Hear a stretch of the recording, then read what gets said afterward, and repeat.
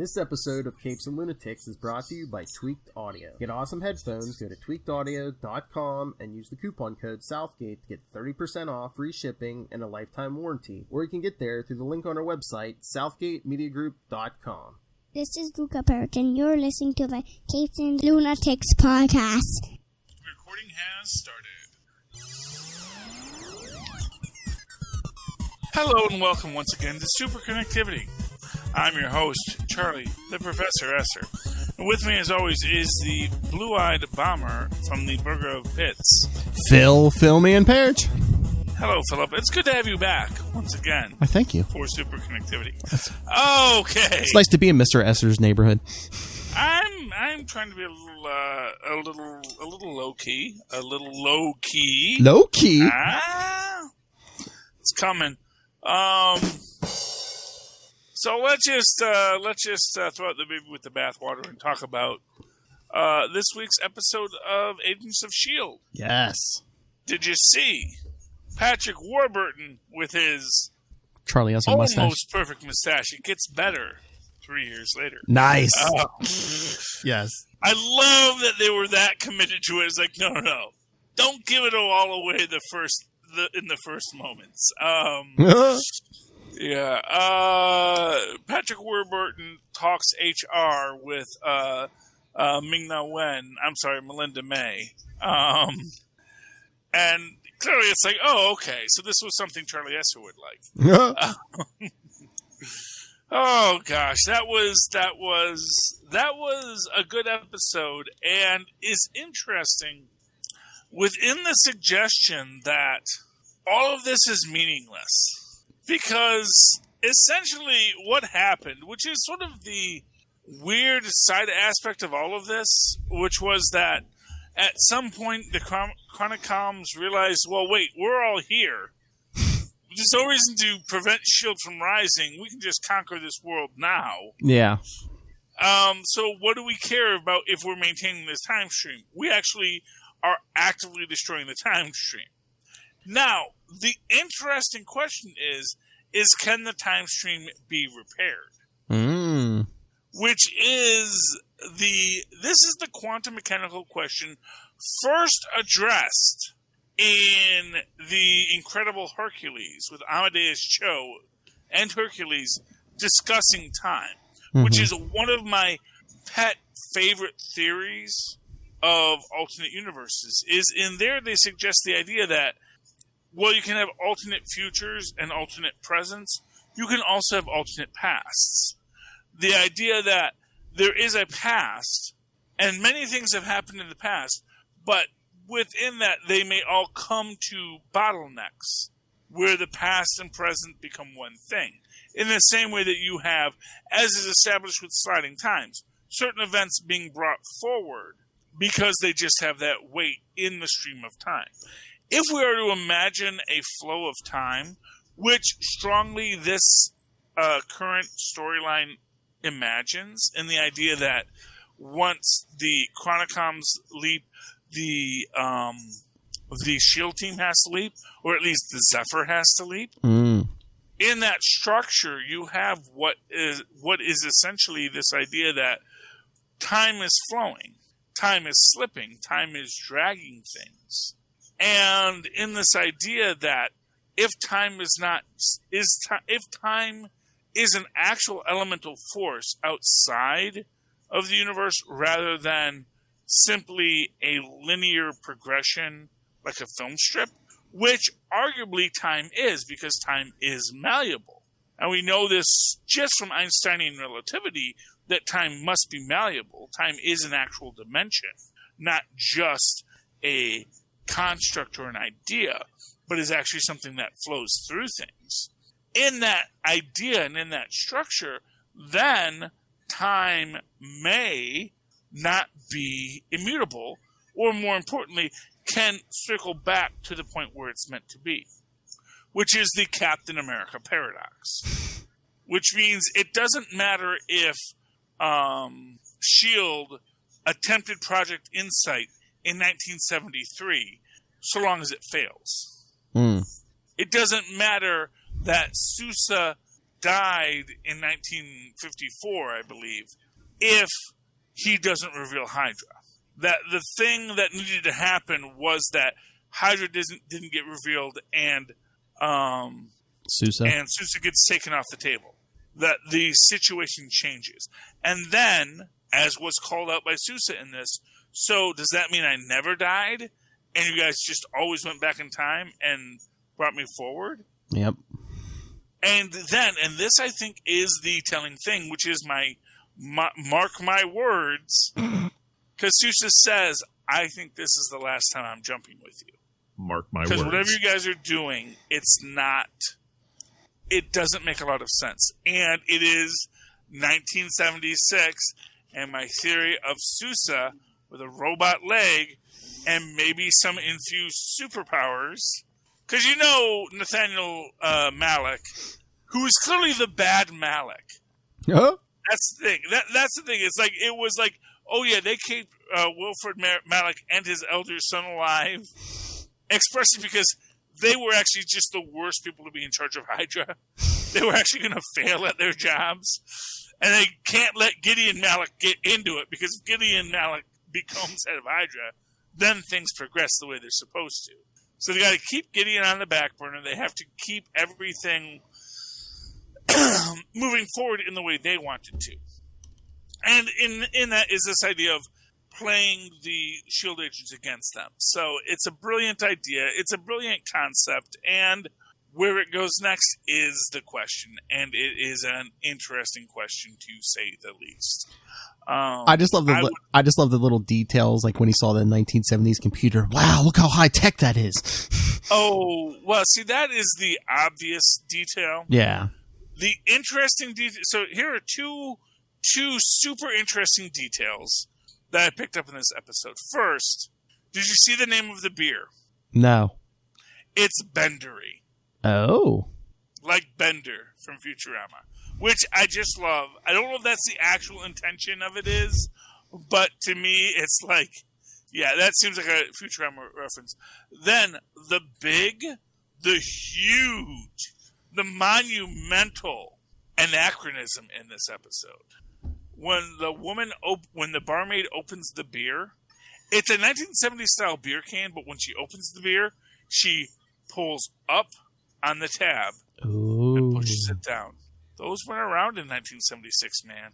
It was still pull tabs. Maybe originally. That's going to affect the timeline. Exactly. Oh, you know what I love? How many more turtles are alive because we didn't throw pull tabs into the ocean? Yeah. Actually, we're going to be overrun by a race of super intelligent turtles, or possibly the Submariner now. You know what little detail I loved? The S.H.I.E.L.D. agents in the 70s had those blue and white jumpsuits. Do you know what detail I loved about that? What? They're baggy. Yes! Showing the Hydra influence the whole time. Alert readers noticed. Oh, those are supposed to be skin-tight superhero onesies. Yeah. Not these baggy, I gotta hide my gut. My evil gut. Hydra jumpers. And, not for nothing, I've always thought that was sort of the reason why they kind of made Hydra Bob that kind of a gag character. Yes. Was the fact that Hydra uniforms traditionally very, very forgiving of the physique. AIM Beehive suits are similarly very forgiving of the physique. Oh, yeah. Which I think is maybe even in its own way very telling about comic books in general, that villains, they want outfits that are, not too revealing. I mean, those AIM suits are basically just the beekeeper suit. I mean, I know they always make that joke, but it literally almost just about is. Yeah, but really, I mean, the only thing that makes the beekeeper suit is the headpiece. Yeah. Which, is respirators and things like that. But what you can tell is that it's not a form-fitting superheroic outfit like you usually see in S.H.I.E.L.D. S.H.I.E.L.D., it's like, it's a unitard onesie, blue and white with a gun and a hip and a holster and a thing. And you can see their butt just like they were so much Nightwing. Oh, still mad we don't have a Clay Quartermain, but I'm going to allow it. We're saving him for the She-Hulk series. Maybe, yeah. But oh my lord, I love that 70s intro also. Oh my gosh, that was the best part. Clark Well, not Gregg. the best part. That is how you open up a story. And they've done that. So they've done like serials and then like a little more, they've been playing with that genre, which makes me wonder, well, so we're still in the 70s. So we're definitely going to do another 70s episode next week. Yeah. We know that. So it's going to be the same intro, which I love because I love the Clark Gregg, Ming Na Wen. And, I love Deke just like does that turn to the camera. It was a very telling piece. And it is, I don't know if I've ever actually seen that in a 70s action show, and I do watch a lot of them, where they turn to the camera. That was actually more of an 80s trope, I think. Maybe. Turning to the camera. And it's really them turning to a guy in that scene, but it's fun to have it. So I do think that's a little, but again, to show that super advanced world that Hydra has created, but no, it's a great intro. It's a great story. And so is Deke going to be Sousa's new friend? Cause it's like, it's like, I was taken out of my life. Yeah. Haven't we all? Well, I think that the next episode is Sousa's last episode in this series because there are more episodes to come. Yeah. So I think there's going to be another jump, but I think by the end of it, we're going to fit Sousa with a robot leg.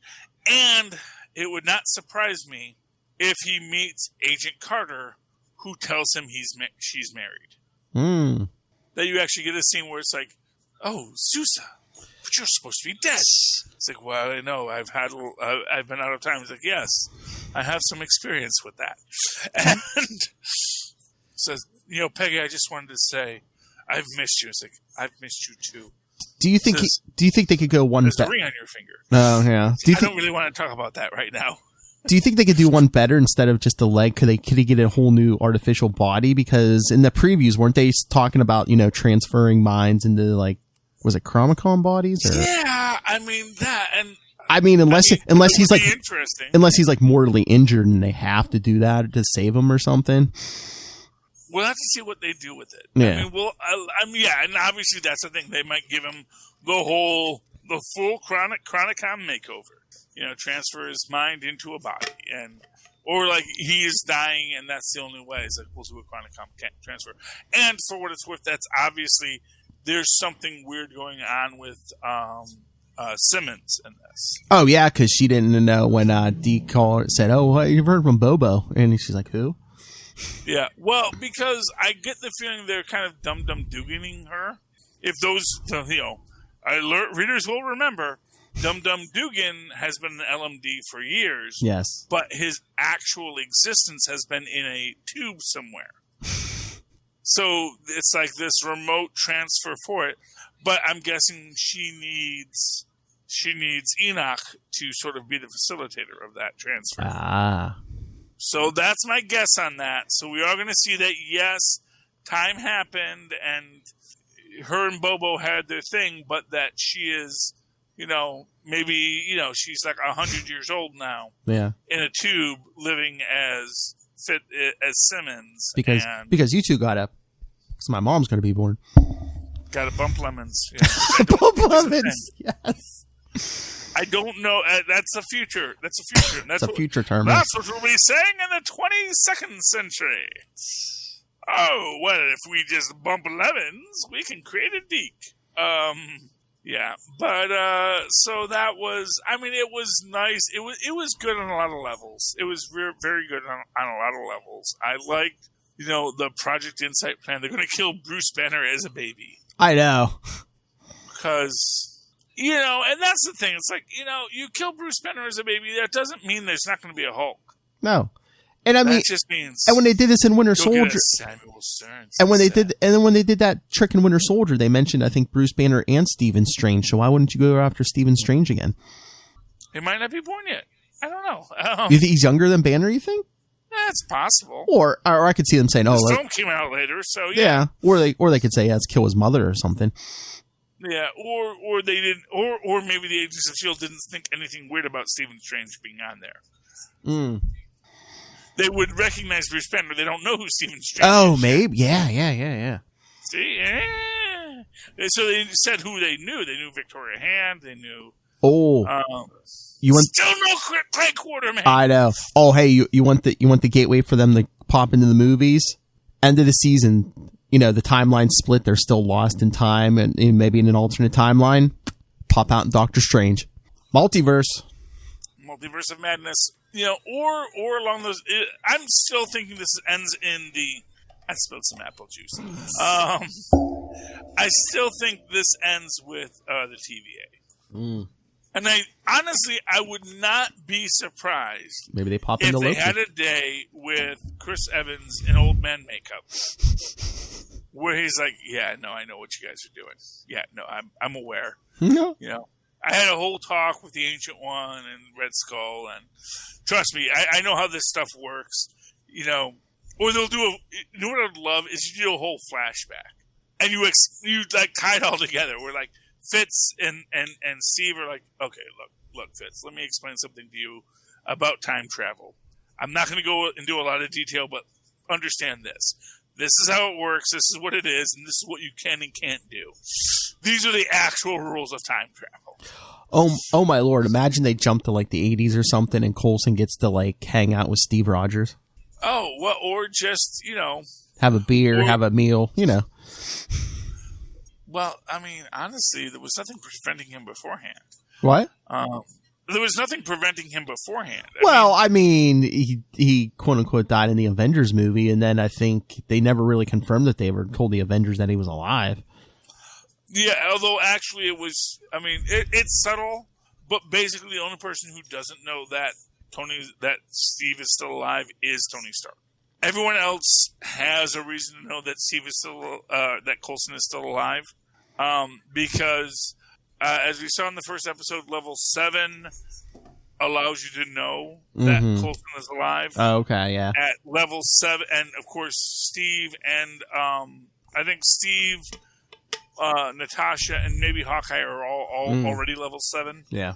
So it's like they're and as you saw, Coulson just walks around SHIELD headquarters. True. No one. Although for what it's worth, so does Sousa. So no one's betting an eye at Sousa either. I know. I found that weird in the 70s that they're just like, yeah, no one recognized Sousa. Well, no one, or they just know. We don't know how often people have been coming back from the dead. True. So yeah. Or they think, oh, look at that poser cosplaying as Sousa. LMD. Yeah, So that was cool. I mean, it's a good show. It's really pulling out all the stops for the last season. Oh yeah. I'm really looking forward to how they handle it. I did watch that Spider-Man episode with Moon Knight. Oh, good. I actually didn't get the chance to go back and finish rewatching it. Oh, does Moon Knight have a good scene? Moon Knight. I mean, yeah. It's pretty good. I mean, basically, Spider-Man teaching him about power and responsibility. Wait, Spider-Man is teaching Moon Knight about power and responsibility? Well, he's kind of, I don't know, Moon Knight's kind of bitter because he says he's lost someone, but they never name call out who, but then through Spider-Man's... Frenchie. It was like he lost Frenchie. Maybe. And he can't handle it. Yeah, because he doesn't say who, or I don't think he doesn't say him, her, so it could, yeah. They'll bring it back, It's a different time now, Phil. I know. They're testing the waters by not gendering it. So. True. I don't know who I lost. Could be Stained Glass Scarlet. Could be Frenchie. We don't know yet. Marlene, anyone. I know. Yeah, no. Because I said, I'll hop in the shower and I'll watch the rest later. Because my wife was out with the kid, was out with Tristan going to Starbucks. So I said, take some time. I'll come back and leave it running, and I'll come back and I'll catch it. Anyway, but yeah, I mean, I saw I saw the first appearance, which is him as a still photo. So I'm part of that, and then we see that the symbiotes have taken over Cloak, which okay. Yeah, I mean, it basically comes down to Spider-Man and Moon Knight. Yeah. Oh, Spider-Man and Moon Knight. Well, I'm looking forward to rewatching it, but anyway, sounds good. Honestly, I do like the new Spider-Man stories. I was going to say, have you been? This is like the third episode. Instead, I don't think they're doing them every week, but they're doing hour episodes when they do them. They used to be like half-hour episodes. So it's like every couple of weeks, and they're doing 1 hour episodes, and it's sort of like it's basically a setup to be a streaming model for an hour-long series of movie, animated movies. And, and of course it all ties back into the already established Spider-Man universe for this type of Spider-Man at Horizons High School. But, I mean, they brought in Riri Williams, Ironheart, Hulkling. It's actually kind of fun. I like all the people they have in it. It's like a really interesting take. I like Riri Williams. I like that she has the not Tony Stark AI. Which makes me wonder, is Tony Stark dead in this universe? Or is... No, he's in the episode with the symbiotes. I mean, he's taken over. Right. But You're right. He is in this. I don't know if he had that or if it's just an AI based on Tony Stark. But I love the idea that she has an AI Tony Stark. Come on. That is just annoying. It's ego. Hey, who's the best person to train you when I'm not around? Me! Yeah, something like that. Yeah, Tony has ego. Hey, you know where Tony has a lot of ego? Avengers Empire. Number 0. That's 0, right? Number 0. Yeah, that's the 0. The 0 issue. I guarantee you by 2023, we're going to have an issue -1. Which is actually something I just learned is that the metal universes all have negative numbers. Oh, yeah, because they're in the dark multiverse, yes. The dark universe where everything was bad instead, which means life never rebounded after the asteroid hit the Earth. Huh? Okay, well, maybe that's a good thing. I don't know. It's well, I mean, that's the thing. It's like, oh no, this is the negative universe. I mean, they did a couple Elseworlds in that dark multiverse, kind of like their version of What If, and everything, every story they told, everything goes to crap. It's like, Well, yeah, at a certain point later, and that's the thing. It's like until the year 2020, and then everything went bad. And which, fair enough. Fair enough, DC Comics. Fair enough. I mean, like they did Teen Titans, the Judas Contract, and Terra basically just slaughters everyone. Deathstroke, the Titans, even Superman, everybody. Whatever. Okay. Yeah. Which is fine, except that you want to, number it. First off, clearly if you're numbering something, it is literally an arbitrary numbering. Yeah, depending on your point of view, yeah. I mean that's what's weird about it. It's so for example, superheroes die all the time in the Marvel universe. It's the Marvel multiverse, and yes, what if Hank Pym had died? And then which is actually a pretty neat story where he gets hit by a truck. Yeah, he just isn't fast enough. What if that one time that a truck almost killed him, it actually fell on him? Well, which is one of the things I love about a lot of what ifs. That's how often it is just, what if some just random thing happened, and then it's expanding out from there because that random thing could have happened. Because the superheroes are, if I'd only been half a second slower, I'd have been street meat. It's yeah. Well, what if he had been a half a second slower? What would have happened? Well, that's like Ray just on the End of the Night he just did this week. They covered What If 44, what if the Punisher got the Venom symbiote before Eddie Brock, and all it was Punisher got to the church before Eddie Brock. Okay, and then he's got the Venom, so it's still Venom, and yeah. Yeah, I mean, spoilers, basically, Punisher basically just uses the symbiote in his war on crime. I mean, there really wasn't too big of differences, except, Frank Castle was the symbiote now, and, the Kingpin ends up dead, but besides that, it's pretty much business as usual. Well, actually, so the Punisher got good at his job for once. Yes. And, because he kills Kingpin and Tombstone, yeah. Yeah, so there you go. So there's that, and, of course, some other schmuck, the owl, then becomes, I guess I'm Kingpin now, woo! Well, that's what they say at the end of the story, because Spider-Man's we ought to take him in, and Daredevil's no, there's going to be a big cry, there's going to be a big gang war now that the Kingpin's dead. Why don't we let him go along his merry way? And basically thin out the herd, Well, that's actually kind of that's very un-Daredevil-like. I know. I was well, it's not my sin if I just let everyone else do it. Which, what, I'm gonna say this. It's well, I'm not the one dancing naked. So I am pure in this moment. And it's like, are you though? Are you? Are you really? See no evil. Yeah. Lots of evil in the world. But anyway, so that's the Dark Multiverse. I'm not feeling it in general. I just learned this. I'm like, well, that sounds like a poorly thought out idea. You know, it's like, if it's a poorly thought out idea, it's a poorly thought out idea. Well, they just want like dark versions of the kid, you know, like Batman Who Laughs and all that stuff. But see, Batman Who Laughs was kind of an interesting idea when you actually got into the origins. Yeah.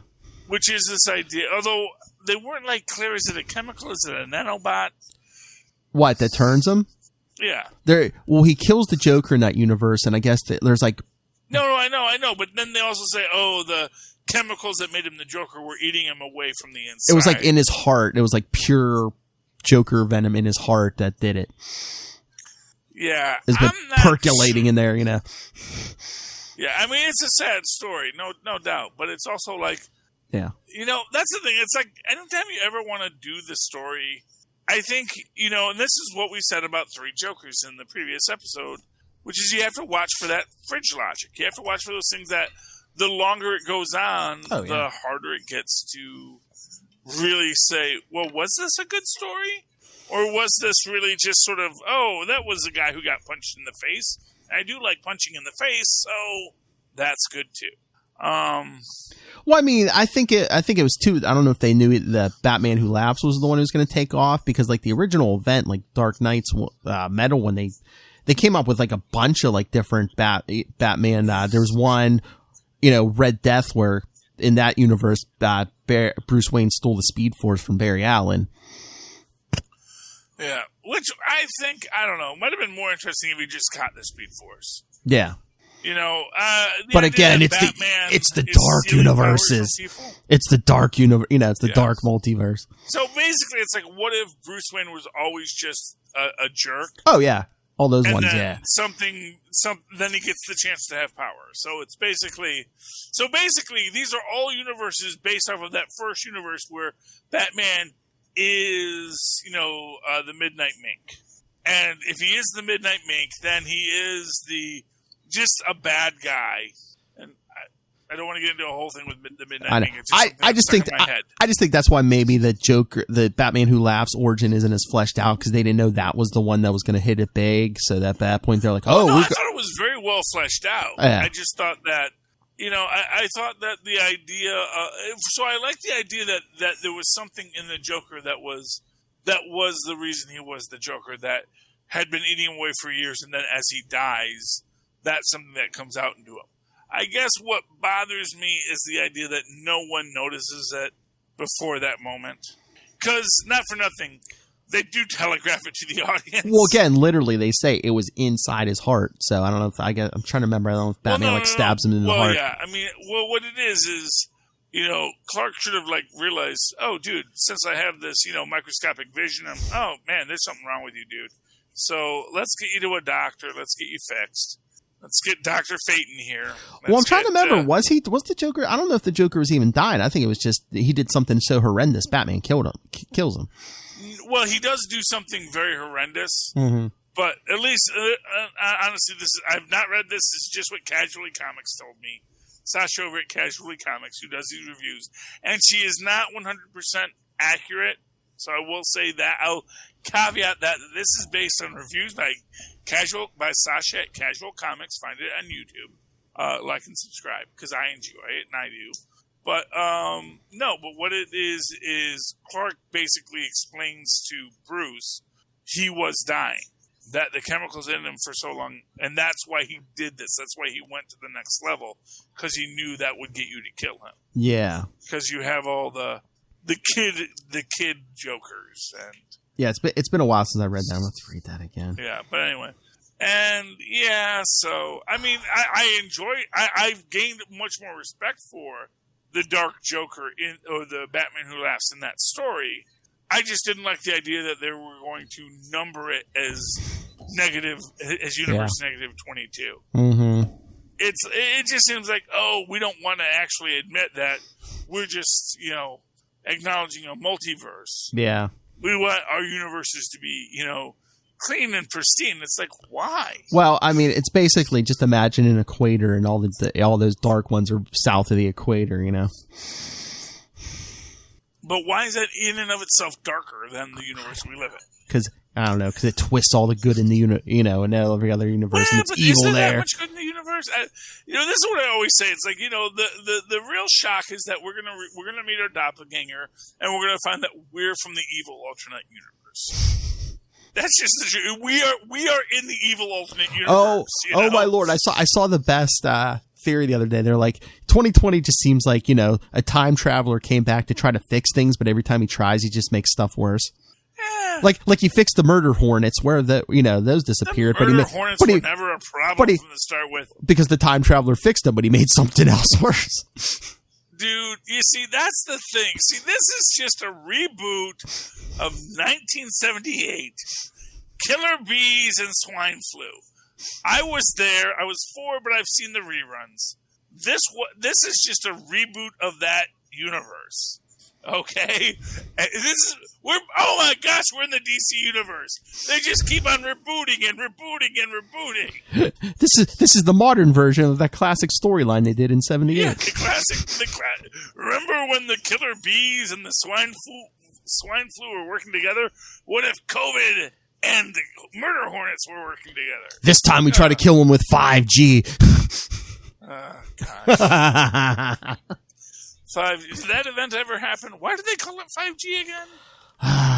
Because it was a generational thing. I don't know if that's happening now, because a lot of that was taken out of the solicits. It was the pet project, I think, of Dan Dido, and he's gone. So that was it just was a weird name. Yeah. I mean, it was the pet project of someone who's not there anymore, and then I don't think the reception to it was too good. So yeah, I wouldn't be surprised if that's off the table. Yeah. So anyway, but yeah, so that's DC. Oh, but you were talking about Avengers Empyre? Yeah, because this is where we learned where Alan Moore came up with the idea for his Swamp Thing. He basically rebooted Swordsman. Yeah. And the idea is, what if a plant had the mind of a man? It's like, you mean like Marvel did, a few years before you did it? Like, yes, exactly. I'm going to do it cool with a better artist. And he'll be a scientist.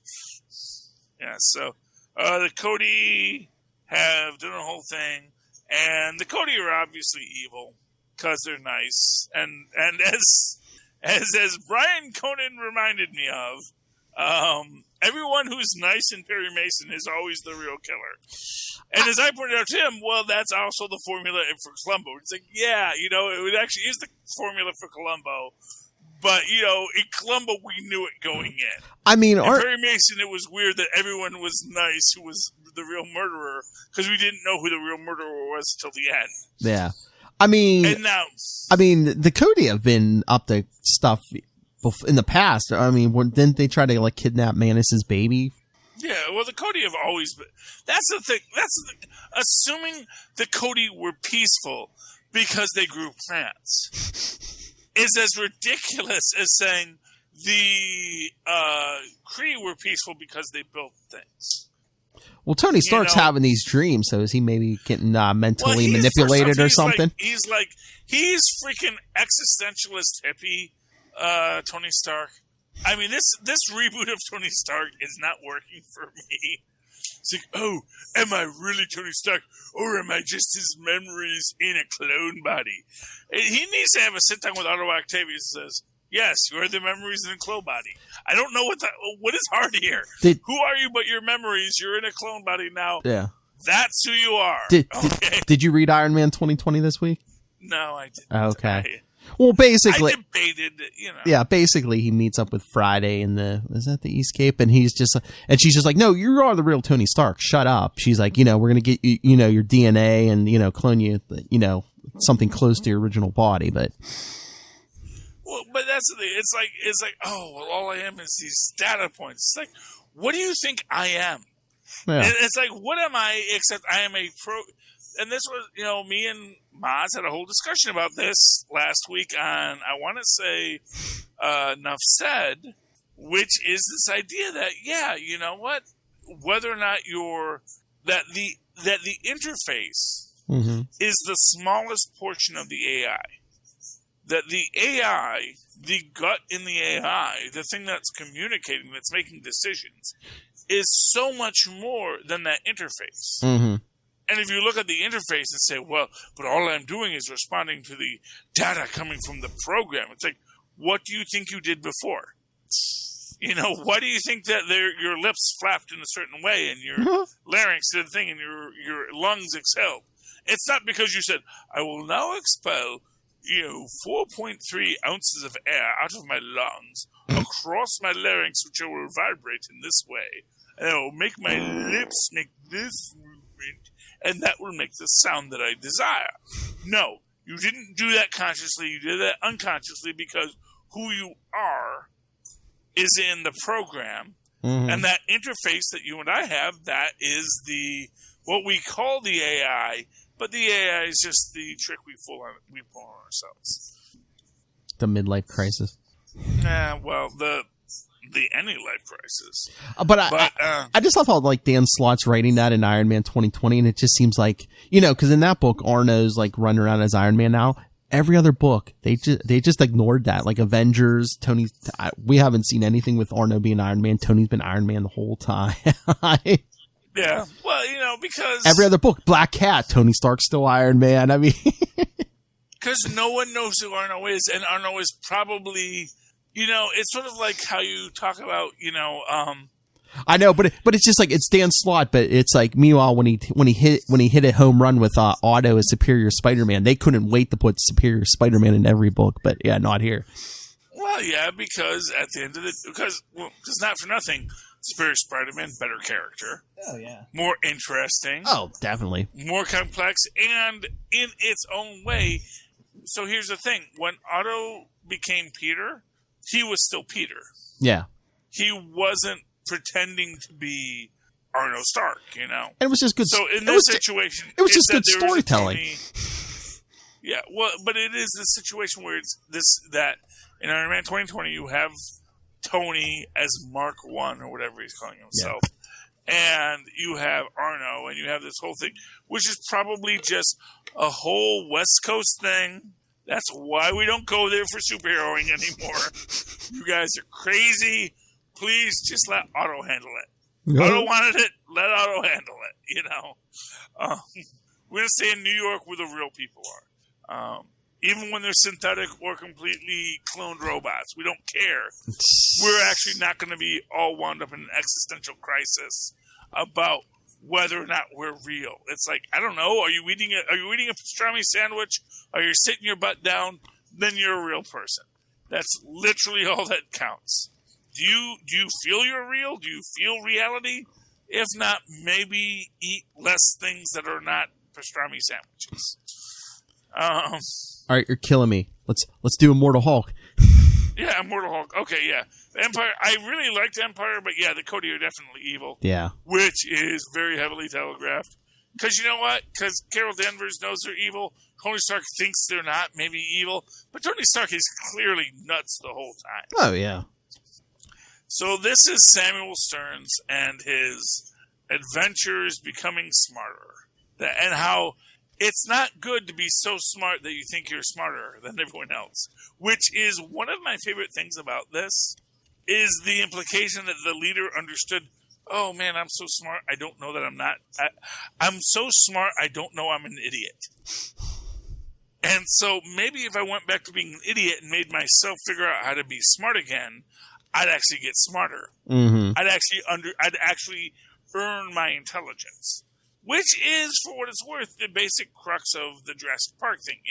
You were so worried about whether or not you could, you never thought if you should. And to what it's worth, that's sort of what Samuel Stearns is going through here. He's like, oh man, I can figure out anything, but maybe I should figure out how to do it, how to earn it, how to work myself back to be intelligent. I love that, again, everything counts. So, Red Leader, going to Mephisto, making a deal with him. All completely part of the story. Middletown, all of it. Middletown, yeah. And in that is the suggestion of the green door. He sees the green door. He wants to get to. He wants to know what it is he's seeing. What keeps on kicking him back? Yep. Which also suggests that real soul as a physical property that can then enter the clone. Mm. You know, it's an interesting question when you when you look at it metaphysically. You know, does Otto see the green door each time? Or has Otto, because he is just a genius, has already cracked it? So, because Otto is a computer programmer. He didn't care why the door was there. He just knows the door is there. That's the door. I'm going through the door. I don't care if there's a green door with one beneath all things. He's like, yeah, okay, fine. This is the door. Thank you. I'm going through the door. He didn't get hung up on the metaphysical and philosophical concepts. Otto just said, that's the door. I'm going through the door. Thank you. Been nice. Figured out how to do that. I'm moving to the door. So that's good. But I mean, I love that Al Ewing's tying everything together with these characters. You know, I don't know. Sometimes I hate it when I like a past storyline and writers just choose to ignore stuff or just no, we're doing this. Al Ewing's tying everything in in Hulk history. Honestly, I'm so happy about this version of it because after the other Hulk story and Roxxon, yeah. I don't need any more. I get my fill of Roxxon from Peggy Carter. Okay, Roxxon does not need to be on my radar any more than it already is. And yes, I know. Ooh, they're an evil corporation. It's fine, they're an evil corporation. I think Roxxon was a speed bump. Al Ewing's I don't want to get to hell this quick, so hey, let's throw a speed bump in. Oh, Roxxon. Yeah. Well, we've already been to hell. Who's free? Now we need the leader to explain to us what it was where we were, and and to that extent, I'm hoping they do make a point about Samuel Sturms actually having an autistic savant quality, which was revealed in the Thunderbolts idea, which was this idea that, yes, Samuel Stearns was not, socially or intellectually intelligent, but that he had this perfect mind for finding the patterns and the structures in things, and to hide things and to have this system, to create and find systems that navigate these pathways. Which, again, feeds into this idea that, what if Samuel Stearns, because that's who he was, didn't understand his power, but then once he understood his power, knew, I should depower myself so that I can actually grow as a person. Mm-hmm. Which is such a beautiful idea, even when it's used for evil. It's I can become a better villain if I just work my way up from the bottom and be a better villain. Which is, honestly a beautiful story there. I'm enjoying it. And this was probably my favorite Immortal Hulk story for the last few. I mean, honestly, the last one was okay. It was a redemption after everything. I could definitely have done with more Absorbing Man. But, I know they don't want to give the magic away for him yet. Honestly, they don't want to define his powers because undefined powers are much more fun. Yeah. It's much more fun if someone would say, well, the reason he can do this is because of this, and this. Just and just thinking of his powers are magic based. It's fine, sure, we'll go along with it because we don't care. Mm-hmm. No one cares if your science is magic based or your magic is science based. No one really cares. They just want to have the fun of the story. So that's good. But I like that we get a shout out to Stern's brother, Madman, in this, who also becomes a Hulk later, even though he wasn't at the test site, so arguably should not be able to infuse gamma power. But having Stearns there was, in fact, a retcon later. So the Hulk has a lot of retcons, is what we're saying. Yeah, I mean, the brother was experimenting on himself because I think in that original Countdown story they said that he wanted to turn himself into another version of the Hulk. Well, yeah, I mean, who doesn't want to be a Hulk, you know? Even Stearns is obsessed with Banner once he has his intelligence, too. Oh, yeah. You know? So, obviously, Banner is meant to be a thing. We see that Stearns is the one who guides Banner's dad back to Earth. Because he essentially wants to send a probe. You know? I'm not going to do that myself, but hey, why don't you go back? See what you can do. See what you can do, kid. If you die, I'll know that didn't work. Oh. But what else is Stearns going to do? Anyway, yeah. I mean, I really liked it. I thought it was good. Do you have anything you want to say on the subject? No, like I said, I enjoyed the story. The artwork really didn't do much for me, but yeah, I mean. Really? I loved the artwork. Oh, really? I don't know. I mean. I actually thought the artwork was slipping. Like the whole white fuzzy Hulk. I don't want a Yeti Hulk. Yeah. It doesn't work for me. None of it worked for me. He was also like, "Oh, I'm a machine, but I eat things." And it's there's too much mixing of genres in that old Silver Age character. I didn't need him brought back. I was a different penciler this issue. I didn't enjoy the art as much. Yeah, the white fuzzy Hulk was weird, but I love the penciling those last couple issues. Yeah. Well, you know, to each their own. I really felt the pencils and the ink worked for this. I loved how they really embraced all of the different genres and styles of the entire length of it. Mm-hmm. Although, what I also will say in that is they never really aped the style. So, it's like when we even get our first Samuel Stearns, it is the classic Stearns origin. It is. Oh, yeah. You know, but at the same time, it's in a more modern style. You have him like, even this scene. This scene is from the original origin of the leader, where he sees himself and he's got the green skin and the enlarged forehead. Yeah, looking at in the mirror. That's from the original run, which I don't even remember which episode it was, but still. They are grabbing those things and then they're remaking them. And I love the artwork, but that's me. I'm not an artwork guy. I don't marry myself to the artwork, but when you have a good story and really competent artwork, then I'm going to say the artwork was great. Because the artwork at no point took me out of the story. Yeah. That's what it's supposed to do. It's supposed to feed into the story, tell the story, the same way that the writer tells the story. Yeah. And so, for me, it was great. You know, but yeah, that was that. And, hey, can we talk about, Stargirl real quick here? Yeah. Since we didn't talk about that on, Capes and Lunatics. Sure. I'm really disappointed in Chuck. I felt that, okay, he saw the gambler was the one hacking the thing. But at no time does Chuck say, but, you know, of course he's not going to be there. Or even, while they're doing this, we should probably deal with Chuck because that's the real threat. Like, as an AI, he kind of drops the ball on this. I mean, did the gambler have something that maybe he could confuse the... So if anyone tried to track him, it would bounce a false signal? I don't know. Well, yeah, definitely the gambler set it up so that... And I do think the gambler is the brains of the outfit. I'm going to say that right now. I don't think Icicle is. I think Icicle says, this is what I want to do. And I was like, well, then here's what you got. Here's how you're going to go about it. Here's the strategy.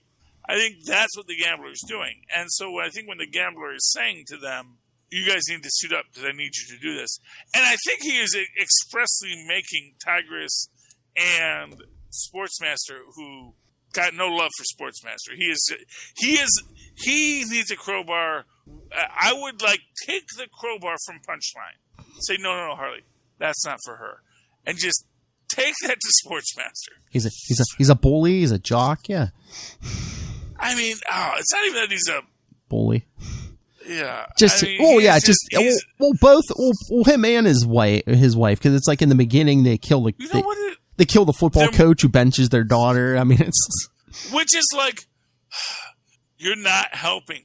Honestly, here's what I'm gonna say: freaking the magician guy. Mm-hmm. did way less than these guys. And this is like their fourth coach or something. Yeah. It's like, we just murder people. We're the bad guys. It's like, dude, okay, you're not helping the story. You're not really advantageous to us.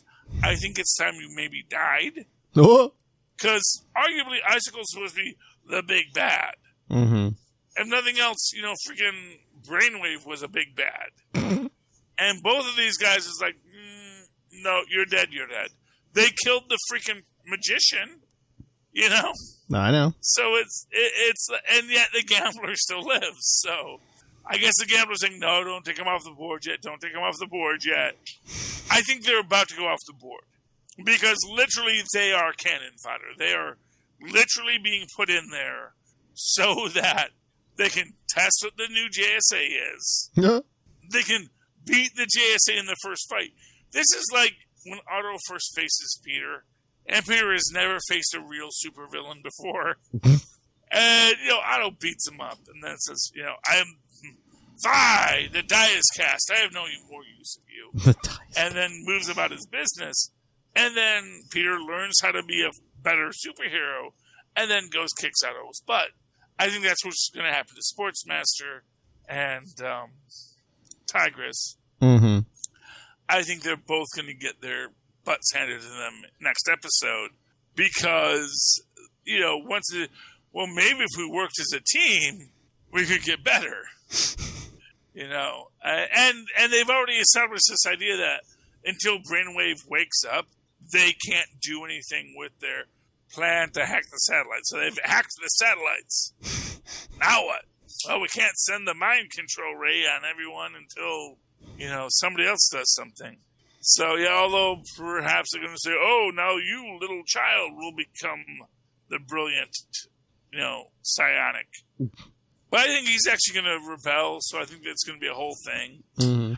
Honestly, I think there's going to be a lot of villains joining the heroes and heroes joining the villains by the end of this.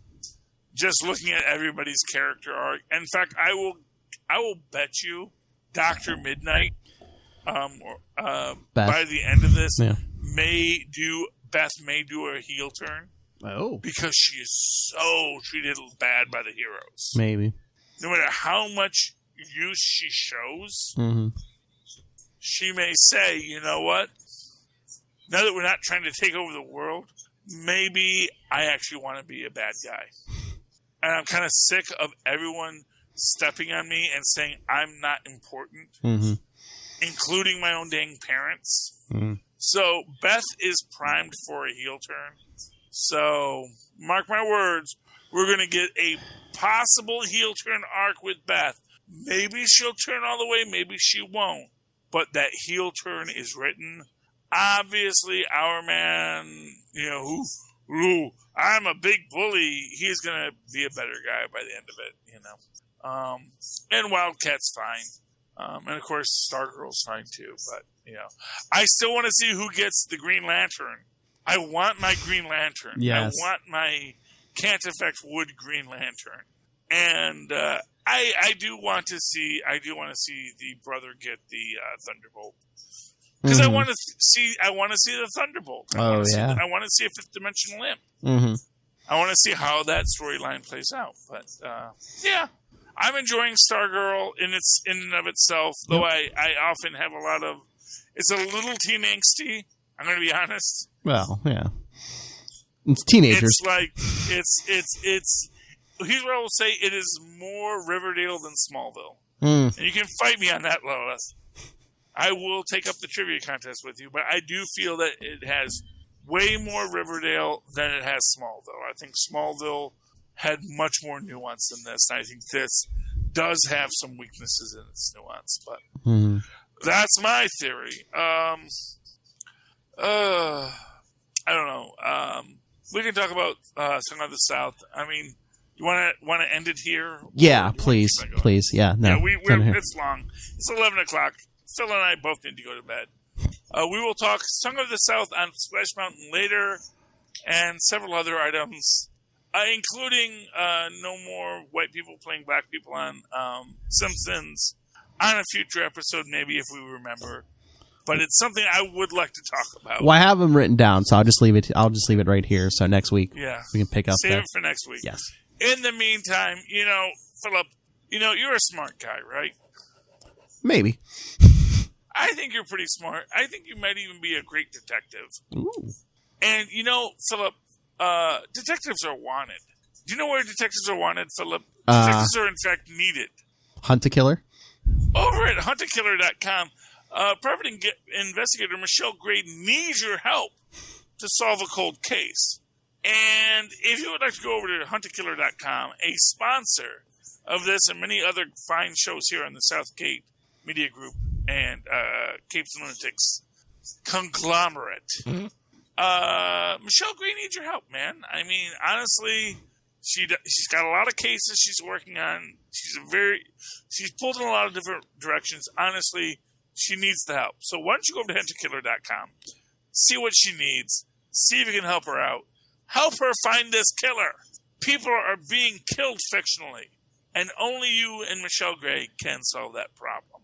I don't know how many of these clues that she's going to give you are going to be audio-based, but if any are, let me just say you're going to want to hear those audio clues on tweaked audio headsets so that you get the full panoply of sound, because there is probably some completely obscure sound way in the background that you're going to have to isolate and enhance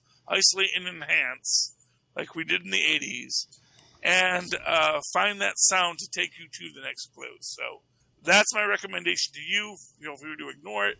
But if you do want tweaked audio headsets or anything else, go down to our show notes, because there's a link to Amazon, and everything you need is on Amazon. Yep. They'll find it for you. They're really customer service oriented over there, meaning that if they have to go to like 3 other sites to get it to you, they will go to those 3 other sites and charge a premium. But they did the work, so give them their due. Our link is in the show notes to Amazon.com. You click on that; that's going to take you there. Rob will get a shekel, and we'll get his undying love, and you'll buy your things. Costs you nothing. Saves the entire Southgate Media Group network. And while you're there, you may want to pick up Pod Life the book, which is available both in Kindle form and in hard paper copy form. Though I'm going to imagine those paper copy forms are a limited printing, so you may want to get those while they last. And that tells you the story of how people get into podcasting, why people get into podcasting, and even where people get into podcasting. It's all the questions answered about podcasting.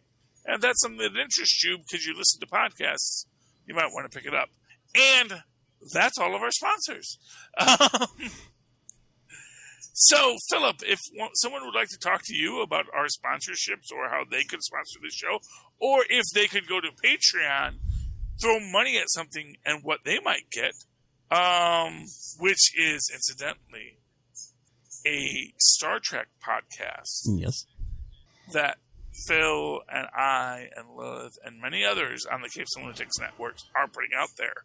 Our first episode is already available regarding the first episode of Discovery, Watch Where You Put Your Car. So go to Patreon, look that up, see what we're doing there, and certainly help us out. But if they would like to talk to you about that, Philip, how can they reach out to you and talk to you about our Patreon premiums? The easiest way to get a hold of me is capesandlunatics@gmail.com. I call the voicemail 614-382-2737. That's 614-38-CAPES. And links to everything are at Linktree, linktr.ee/capesandlunatics. And, of course, if you'd like to write to me in that old-fashioned email way, the way our moms and pops once did, do so at superconnectivityblog@gmail.com. That's superconnectivityblog, all one word, @gmail.com. Of course, follow me on Twitter, because right now I'm live tweeting Agents of S.H.I.E.L.D., which is really a show you should not be sleeping on, @Charlie Esser. That's CharlieEsser. Look for the 2 E's right there in the middle. For quality. Bing! Thank you, Moz. That was my spoken word version. I really haven't done one of those yet. All right, ladies and gentlemen, that has been another wonderful show. I'm glad you listened. I'm happy you listened. I'm proud you listened. Why don't you come back next week and super connect with us again? Good night. Good night. Oh, hey, call 614-382-2737. I said that. 614-38-CAPES. You said that? Well, I don't know. I'm a little drunk right now, Philip. I'll be honest with you. A little. A little. Call the number. But my cholesterol's good. I was going to say, call 911 for Charlie Esser's liver. Do not call 911. No. That is, do not make false claims.